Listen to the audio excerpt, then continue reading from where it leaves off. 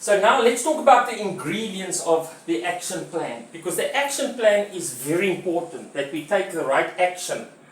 So if you have got a plan, and I've said to you that you can only act onto a written plan. Now that is why when you have the daily goals, have you noticed we always write down our daily goals, and at the end of the day we report on our daily goals, how successful it was or how successful it wasn't. But just as much as you've got daily goals, you've also got monthly goals. And then you've got your yearly goals. So everything works from the dream or the 5-year plan or the 3-year plan backwards. Right? So if you take our next key phase in the red drum plan is really in February. Right? So we are working to fix and apply our current plan, which is the digital marketing plan, to refine that by the 1st of February. But from the 1st of February, we're going to apply new plans again, new digital marketing plans, which is going to most probably include things like the Facebook ads, the Google ads, and the e-commerce will be a separate plan. So you've got a separate plan for separate clients. That is why a big business has got different business units. For different business units for certain clients that can work, because what plans are for certain clients are not necessarily plans for other clients. So you've got a target market, you've got an offer, and as you grow your business, you are also growing your business units. So the way I want to see it is, the very first thing you need to do is you've got to have a clear picture in your mind of your plan. So how do you get a clear picture of the end result? So a clear picture is very important. So you can't imagine, if you imagine an island and you've reached your dream island with the palm trees, you must imagine yourself sitting on that island in the sun under the palm tree. You've got to imagine it. Because if you can't imagine it, it means you don't really want that as a dream. You see, what is the purpose of being an entrepreneur, of being a successful entrepreneur? Is the dream, is the end result the money in the bank? Is the end result the freedom it gives you? Is the end result the big ego you can have? You must make sure, what do you enjoy about the success of having that end result or that dream? Now, birds of a feather flock together, meaning your habits and dreams and goals and what you think and your self-image and your habits and everything means that you've got a common dream, a common goal, a common dream that you're working towards. So here I would say I want to apply my tool of having of the understanding of the cash flow quadrant. I just want to quickly remind you of that, because that is part of why you're having the dream. So the dream could be, if you look at the cash flow quadrant, it's about the workers, it's about small business, it's about big business, meaning many branches, not just a family business, but a big business with directors and then investors. And we said big business and investors is the ideal dream. But it's so difficult to go from worker to a successful business owner that it's a very difficult shift to do. So even if you are a successful surgeon doing heart operations and getting paid millions for it, and you have a separate business where other people is running your business successfully, but you still tied into being a surgeon, then it still means that you have to be at the hospital certain times, responsible for the owner of the hospital, unless you the surgeon and now you own the hospital and you own other surgeons, own meaning paying other surgeons to do it, to allow you free time. So there's a big difference between us being a successful worker and a successful owner, and you have to know the difference that a worker and a manager is separate from an owner and a director who's got shares in a big company. So there's a big difference. So I would always have to say the most money is in this part. So if money is your goal, then It's part of the goal, but it shouldn't be your main goal. Okay, so because then it boils down to be, do, have. So I want to say this dream, or the dream that you have, different people find different things attractive, right? Now I'm saying is the culture that you have and what you're finding attractive is that's what me as a coach is selling to my workers. That's what Coach Rassi is selling to his players. He's selling to his players that we want to take home the World Cup. Not win every single game or every single trophy, but to win the main World Cup. And the reason why we're wanting to win the main World Cup is not because so that we can all drive Lamborghinis like Ronaldo does, personal gain, but we're doing it for our country so that people can be proud of our country and proud of our team. We're doing it. So what I'm saying is his vision or his reason for doing it is getting the buy-in. So if I'm saying this is the best part for you to be a small business owner, you must see what part of it are you buying in that relates to me as the coach or the mentor. And the part that what attracts me and what's the buy-in for me is the fact that it gives you control over your life. You've got more control over your life if you are a successful business owner. Isn't it true? If you got a job, now you don't feel you've got control over that workspace because you've got a boss that you've got to apply. Now there's fear because now that you've got a good boss, then suddenly the business retrenches and you've got to find a new job. Now you've got a new boss. Now you're going to worry, hey, isn't that new boss going to be good towards me or not so good towards me? What's the attitude going to be towards me? Am I going to fit into that culture of that work? Whereas if you got your own business, you control the culture. You the boss. You control the direction. You control it. So you feel more in control of your life when you are a small business owner. You feel more in control. Because if you've got a lot of customers or a lot of clients, they can't dictate to you because you've got a lot of clients. But if you've got one boss, it's almost like he can dictate to you because that's all you've got. Your whole salary at the end of the month is dependent on one boss. Whereas as a business owner, your salary at the end of the month is determined on the many clients. And you can control the direction because you can say, now I see there's an opportunity to diversify my business and to create another business unit that I'm excited about.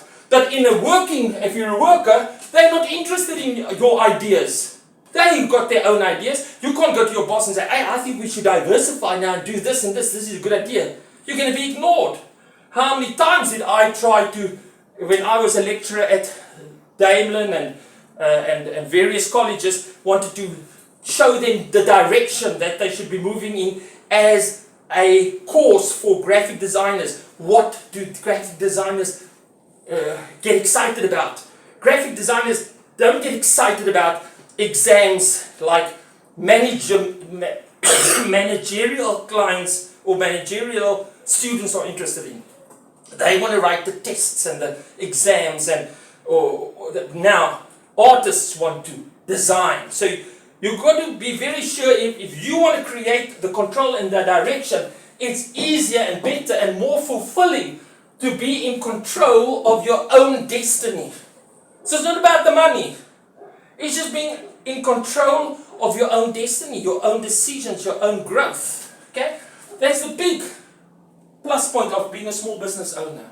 What is the other big plus point of the small business owner is that there is more freedom. What I mean by more freedom, I'm not saying more freedom to do nothing and go lie on the beach the whole day, but freedom in terms of flexibility. You can't, if you're in a job, just leave the job because you're very determined. Sometimes you can't have one standing in for the other. If you want to have a day off or sick, everybody's on your back because now it's affecting them.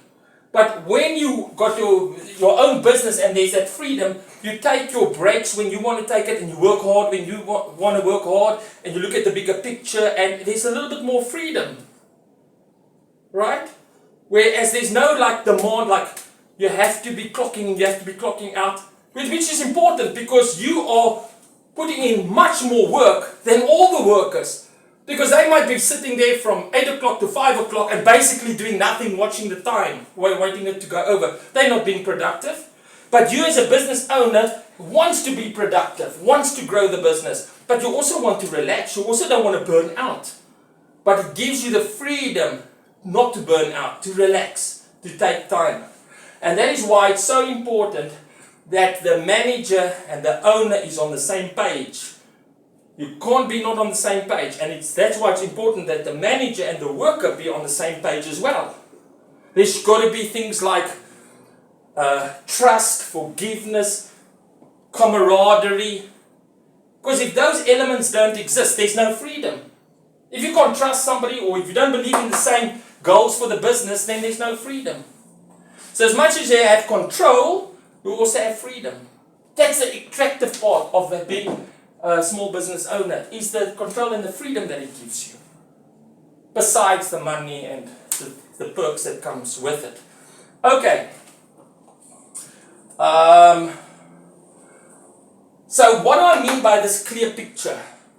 So you must have a clear picture in your mind what being in control of your own life looks like and what the freedom looks like. Because that freedom is stress-free, fear-free, because although there's a little bit of stress and anxiety, the little stress and anxiety is applied to fix, apply, when you've got to fix something. But it's not like major, it's not like you're going to be retrenched from a job. Imagine a person is a worker and they get retrenched. Only problem you have, if you run your business well, you can have one business unit failing, but you can start another business unit again. You can have one big major client leaving you, but you can build on another client. There's not this big stress of major failures. I'm going to lose my job. That's the biggest fear that a worker has. I've been working for so many years, and now I'm going to lose my job. I'm too old now. They're taking a youngster in. Okay, so this clear picture you must have is sort of see the clear picture. In other words, how does that look? So the way I envision it is, how do I envision control and freedom for me? How do I envision it? If I could look at a picture. Well, I'm just going to give you my tip of how I do it, right? So I envision, I don't see myself lying on the beach on an island. That's not so attractive for me. It's great for a holiday. But I don't want to do it permanently. It's great to have a nice restaurant and the nicest car. You don't want it permanently. Okay? Because anything loses its shine after a while. You might drive a fancy car, but it loses its shine after a while. To you, after a while, it means nothing. If you go for a fancy holiday, the more you go on fancy holidays, it loses its shine. Have you noticed the more you do get of the sun, it loses its shine because you're going on the outer. Okay, as like a shiny object. So what I want you to see the picture that I'm not saying you have to see it. I'm just saying to you what I see as the picture. So what I see is, so now here's a little tip. Imagine you're around the boardroom, and here I am standing as the head of the company, and I'm pointing to a PowerPoint presentation, and here I'm showing my business units on the PowerPoint presentation. That's a successful digital marketing company. That's a successful college. That's a successful, whatever business unit it is. So I've got 3 business units, and that's a successful college, and that's a successful training company. Now, everybody's perception of success is different, but usually success is equated to a certain amount of income. Usually, and because then you got stress-free, because there's income coming in. So a business is there to give you income. It's there to give you profit. So it's nice to have all these business profitable. And then why I said on a boardroom is because there's your team. Because it can't be done without the team. And it's great because you like the team. You've got a very good, I put little hearts, means good relationships with your team. They invested in you as the owner into those successful companies. And that's a nice successful company. So, because if I see that, I see control, I'm controlling it, and I can see freedom. Because I'm not bound, I've got a team.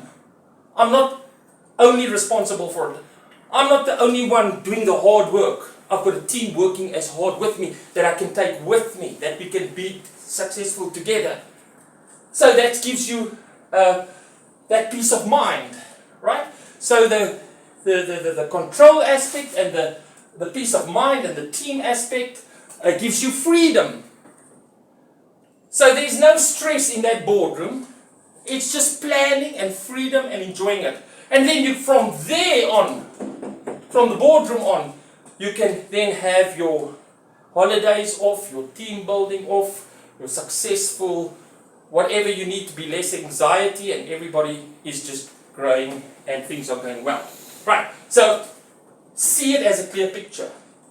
Now it might be different, if that picture doesn't excite you, then get a picture that excites you. Funny enough, this picture excites me, but it's not going to excite you. Then have the one on the beach, but just know the ingredients.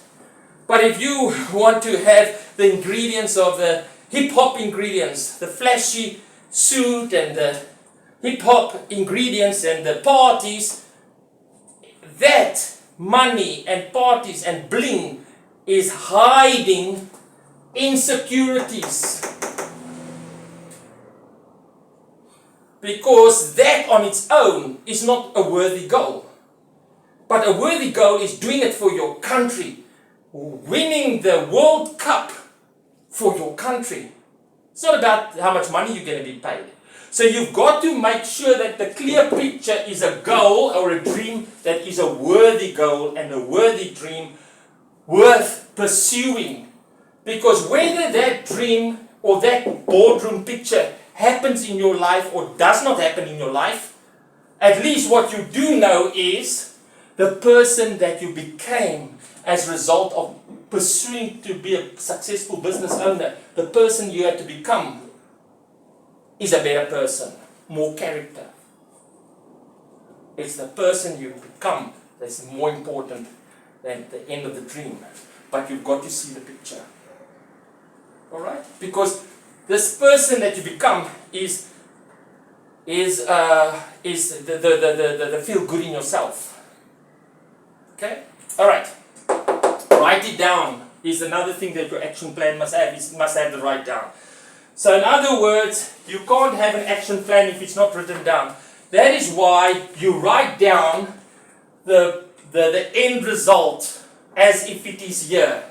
So a part of that is when you write it down is you can't just say I want to have a business owned, I want to be a business owner of Red Drum or a director in a successful business like Red Drum if you don't know how much the income is going to generate, how much is the profit going to generate.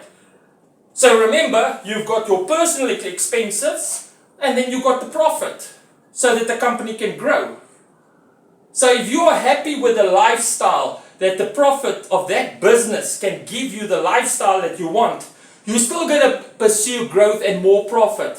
Why? Not to increase your lifestyle, but to increase the investments into other businesses and making other people successful.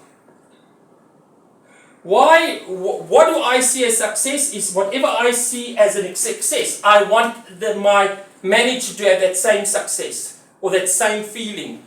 So I don't want to drive a Cadillac or a Jaguar or a fancy car and my manager has got to struggle to get to work with an Uber. I'd rather have less of a car and give the manager a car. You see what I'm saying? Is I want to have my fruit of my success among my team people. You know what I'm saying? Spread it so that each lifestyle can be without stress, without worry, and have a good living lifestyle. You know what I'm trying to say? So that's the thing about writing it down. It just forces you to think about it, forces you to evaluate where you are. And if it's written down, you can know what the next step is. If you've got nothing written down, you don't know what the next step is, or the next step is, or the next step, because it's not clearly written down. You can't contain everything in your mind. That is why you write the goals for today. Because you know, if you achieve those goals today, it's going to add up. 4 goals for tomorrow is going to add up, and then that end goal, that monthly goal, gets achievable. That year 6 monthly goal gets achievable. That dream gets achievable when you work backwards. But working backwards is a number of steps. You know what I'm saying? And if you can't write the goals down, then it means you're not going to take those actions on those goals. So the more goals you write down and the more goals you achieve in a day, it's going to speed up the dream. But the less goals you write down, the less you try to achieve in a particular day, it's going to extend it. Alright? Because don't be too illusional that we know that time takes time. You can't do something in 3 years that's in a day. There's a reasonable time. But you must pursue it as if you want it quicker. If you pursue to want something quicker, if you pursue to be more productive, more smart, work faster, like I've got the slogan, the fast and the furious, if you've got that as a goal, if it's in your nature, if it's part of your belief, your culture, you'll achieve success quicker. But if you have the attitude of I don't care how long it takes, then you don't write down the goals and you don't pursue your goals. So goals have got to be written down because goals makes dreams possible. Written goals makes dreams possible. So you have a clear picture of the end goal, but you have got written goals to get you to the picture of the end goal. So whenever you contemplate, whenever you are sitting down and contemplating your dream and your career, contemplate the freedom. How does that look like? If it's a beach scene, then it's freedom. If it's a beautiful house, then it is the freedom that you are contemplating. Contemplating on the control, being in control of your destiny, not blaming others for your success or less of success. You are to blame. You control your life. Don't give your control away. You control your destiny. So you've got nobody else to blame. But what does control look like to you in terms of a picture? It's very much related to freedom. Freedom and control is very intertwined. Okay, get emotional. Now, how can you not get emotional about your dreams? But if you got goals for today, or you got goals, get emotional about it. Say, damn, why didn't I achieve that goal today? And here's my trick that I always say to people on my little podcasts and stuff is, if you got a weekly goal, you got weekly goals, and you get disrupted by people in between so that you can't get focused on the goals that you've written down, then plan for one day to achieve all your goals. Make it a Thursday so you can have a Friday as freedom. But say to yourself, on a Friday I will not go to rest until all my goals is achieved. And if I can't bear it myself, I'm going to find somebody to help bear this load with me. Alright? And if I can't trust or get somebody to bear this load with me, then I'm going to speak about it. Because speaking about it with your support group will help you get the energy to achieve the goals that you want to get. So you've got to have a support group, and you've got to have goals that you are driving to achieve. What did we say right at the beginning? The most important part, quality of an entrepreneur is drive. Okay, and then the completion date. It's an estimate, but give off you a few months, not a few years. It's not reaching your goals within a few years, it's a few months. You don't know when the success is really going to break through, but if you've worked hard enough, it's waiting for you, just ready to be. Like I said, we want by the 1st of February, that's our goal estimate, to have our big client, $1 million client, our big whale, by the 1st of February. But it's an estimate date, but we know that this is what we're pursuing. So we've got to make these possibilities happen. The opportunities must bubble up. If you work hard and you write things down and you get emotional and you have a clip of thing and you take action and you take action and you take action and you take action, opportunities bubble up. But sitting back and dreaming about it and doing nothing and dreaming and doing nothing and dreaming and doing nothing, nothing's going to happen. It's the action that creates the opportunities. Right? So the more action you take on the right plan, then, and you see the plan starting to work, then you can dream bigger. But we have to have that big dream. We've got to have that February dream in mind. Then we've got to have the June dream in mind. Remember, you have the daily goals, the monthly goals, and then the bigger goals, which is the 6 monthly goals. And then the ultimate goal for Red Drum is to have many clients, but many bigger clients. So that we can have X amount of profit that can give the team a good standard of living. And so that we can be proud of our business. Right, that's it. Is there any questions? Let me just wrap it up quickly. Just here are some tools I wrote down. Check your progress through your financial statement. Your financial statement will tell you how successful you are. Your profit every month will tell you if you're moving in the right direction or not. Look at the cash flow quadrant. Make sure when you think about your dreams, is it related to here or is it related to here? This is where the freedom and the control lies, not in the worker. Don't go for, I want a bigger job, a better job, a better job. No, I want to be an entrepreneur. How do I get there? I'm going to get myself a mentor. I'm going to join business groups. I'm going to try and attract investors or attract people that believe in my dream. Investors, even if your mother could be an investor in your business, just through her encouraging words, by saying, son, you will make it. That's an investor in your dream. Doesn't have to be physical money, but obviously we want physical money as well. But what I'm saying is those that get people on your side that supports you. And so you've got to attract those people. And then again, build your team. Very important, build your team. And we spoke about how to build a team in previous lectures. And the biggest thing is, if you build a team, the person's got to be trusted. And how do you trust people? You test them, you test them, you test them. Do they live up to it? Don't they? You test them. That's how, and you create wisdom. You have wisdom. You ask for wisdom. That's part of the B part. So do is all about doing and about plan and putting your plan into action. And you can't put a plan. I can't put this plan into action if I don't have a clear picture, if I haven't written it down, if I didn't get emotional about it, and if I don't have a completion date when it's got to be implemented. And then as I fix and apply it, there's going to come a time when it works. And when it works, I must watch out that I don't get into a comfort zone. But when it works, celebrate it. Like if the Springboks win the World Cup, yay, celebrate it. But now go back to planning onto the next World Cup. That's what a good coach does. He's already planning the next World Cup. That's what a good business owner does. He plans the next business unit. So that when you reach that difficult stage, it's going to be a bigger island, a better island, more people that is going to be part of your more satisfaction. Isn't it great to have a wonderful support with your wife? And isn't it great if you've got good friends as well? So, having a great wife, supportive wife, wonderful wife, and wonderful friends.